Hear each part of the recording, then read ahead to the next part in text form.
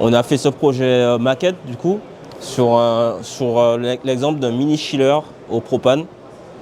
Donc on va avoir ce qu'on retrouve du coup sur un grand chiller mais miniaturisé. On va avoir du coup une bouteille BP et un échangeur, l'évaporateur. On va pouvoir produire de l'eau glycolée. Quand on arrive dans la bouteille, le liquide, il sera à peu près à la moitié et avec la gravité et le poids du liquide, on va pouvoir alimenter l'évaporateur. Une fois qu'on passe dans l'évaporateur, du coup on échange les calories et une partie du fréon s'évapore, mais pas totalement parce qu'on est sur un système noyé et du coup à la fin de l'évaporateur, on est encore sur un mélange liquide-gaz. Ce mélange liquide-gaz, il revient dans la bouteille BP où le liquide va tomber en bas et le gaz va rester en haut.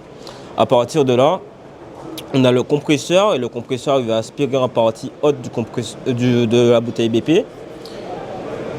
Le compresseur, qui est un compresseur qui fait la taille d'une canette de soda et qui est en 48 volts, variation de vitesse de 1500 à 6000 tours minute.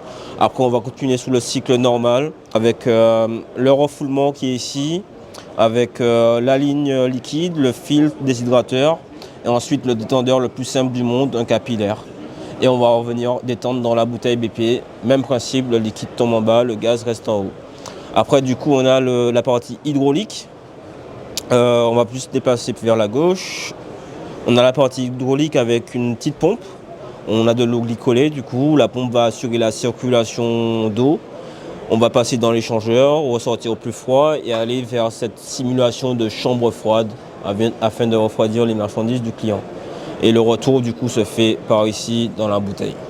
Donc la partie régulation, on a fait la régulation avec une carte Arduino où on a programmé nous-mêmes et également fait le programme en sorte de réguler une pression d'aspiration à 0 degré et en fonction de la pression lue par le capteur, la carte Arduino donne un signal 0,5 volts au variateur, ce qui permet de faire varier la vitesse du compresseur.